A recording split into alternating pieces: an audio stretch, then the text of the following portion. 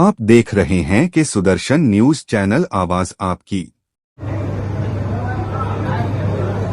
कन्नौज और कन्नौज का विकास आने वाले समय में बड़े पैमाने पर होगा। भारतीय जनता पार्टी ने 9 साल कन्नौज के विकास को पीछे धकेलने का काम किया।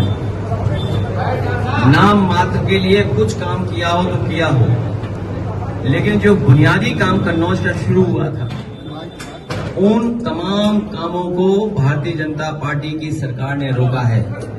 मैं आपके माध्यम से कन्नौज के एक एक कन्नौज वासी को मैं भरोसा दिलाना चाहता हूं कि जहां उन्होंने मुझे चुन करके उनकी सेवा करने का मौका दिया है, आने वाले समय में समाजवादी सरकार बनकर के देश का ऐतिहासिक विकास कन्नौज में समाजवादी लोग कर करके दिखाएंगे।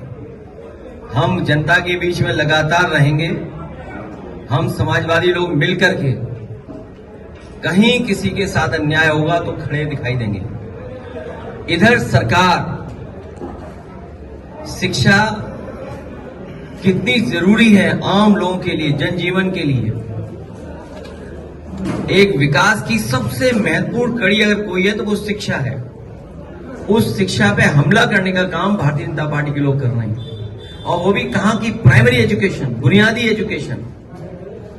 सोचिए, पिछला चुनाव में यही तो कहते थे हम लोग कि संविधान खतरे में है। राइट टू एजुकेशन संविधान के तहत कानून है जिसमें हर एक को अधिकार मिला है कि उसकी पढ़ाई कराई जाएगी। Right to education, primary education. और जब ये संस्थान बंद होंगे तो सोचिए गरीब और खासकर पीड़ित परिवार के बच्चे कहां पढ़ने जाएंगे। हम अपने समाजवादी साथियों से कहेंगे कि एक एक गांव में टीम बनाएं। अपने जो पढ़े लिखे नौजवान हैं, पार्टी के समर्थक हैं या रिटायर्ड शिक्षक हैं, मैं उन सबसे निवेदन करूंगा कि पीडीए पाठशाला बना करके उन बच्चों को पढ़ाने का काम करें, उन बच्चों के भविष्य को सुधारने का काम करें। हम लोग बच्चों की पढ़ाई को खत्म नहीं होने देंगे, उनकी पढ़ाई को रुकने नहीं देंगे। हम समाजवादी लोग मिलकर के पीडीए पाठशाला चला करके बच्चों की पढ़ाई कराने का काम करेंगे। सस्पेंड किया जाता है, इस पर क्या कहेंगे आप? सस्पेंशन कोई इलाज नहीं है। इनकी सरकार में किसी की सुनवाई नहीं है। इनके अपने लोगों को न्याय नहीं मिल रहा।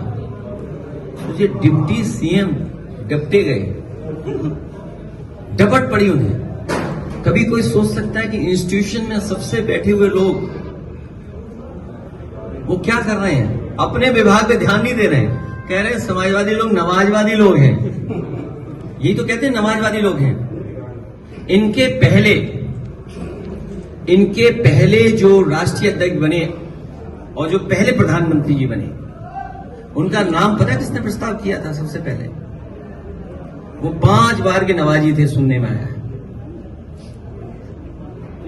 स्वर्गीय पूर्व प्रधानमंत्री अटल बिहारी वाजपेयी जी जब राष्ट्रीय अध्यक्ष बनाए गए थे, उस समय उनके नाम का प्रस्ताव रखने वाले पहले व्यक्ति 5 बार के नवाजी थे। और भारतीय जनता पार्टी का जो राष्ट्रीय सम्मेलन हुआ था मुंबई में, जिसमें भारतीय जनता पार्टी का गठन हुआ, उस गठन के आयोजन में जो पैसा खर्च हुआ, वो भी एक बहुत बड़े पड़ोसी देश के जो प्रधानमंत्री बने कि राष्ट्रपति बने, वो आप जानकारी कर लेना, उन्हीं के परिवार के लोगों ने सबसे ज्यादा चंदा दिया था। अब बताओ नमाजवादी कौन होगा? ये भारतीय जनता पार्टी के लिए केवल नफरत फैलाना चाहती हैं। ये नकली लोग हैं। सरकार तो हेराफेरी करने वाली है। ये बीजेपी वालों को कैमरे से बड़ा डर लगता है, कैमरे से, सीसीटीवी से। याद कीजिए चंडीगढ़ में कैसे पकड़े गए थे वोट गड़बड़ करते हुए। और वोटर लिस्ट में हेराफेरी पहली नहीं है, पहले भी करते रहे हैं, लेकिन ये पकड़े गए। हम लोगों ने 18,000 वोट वो निकाले थे एफिडेविट के साथ, जो कभी इन्होंने डिलीट किए थे, जो वोट डाल नहीं पाए थे। खासकर उसमें समाजवादी पार्टी के पीडीए परिवार के लोग वोटर थे, उनके इन्होंने वोट डिलीट किए थे। हम लोगों ने एफिडेविट लगवा करके शिकायत की।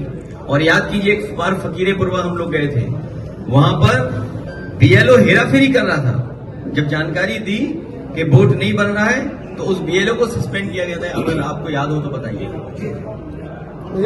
मैं कोर्ट का धन्यवाद देता हूं और समाजवादी लोग गांव जाएंगे। अगर ये स्कूल बंद होते हैं तो पढ़ाएंगे, और समाजवादी सरकार बनेगी तो पुनः स्कूल और अच्छे स्कूल बनाए जाएंगे।